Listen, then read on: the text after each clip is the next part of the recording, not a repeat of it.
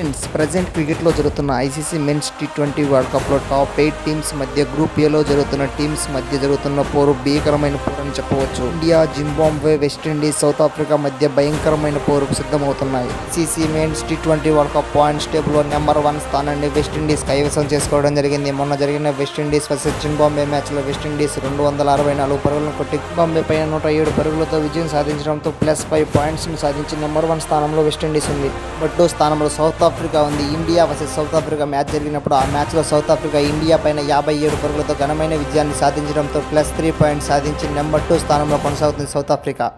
Number 3 స్థానంలో India ఉంది. మొన్న జరిగిన ఇండియా వర్సెస్ సౌత్ ఆఫ్రికా మ్యాచ్లో సౌత్ ఆఫ్రికా చేతుల్లో ఇండియా ఓడిపోవడంతో, అది 57 పరుగుల తేడాతో ఓడిపోవడంతో -3 పాయింట్లు చేరడంతో ఇండియా నెంబర్ 3 స్థానంలో కొనసాగుతుంది.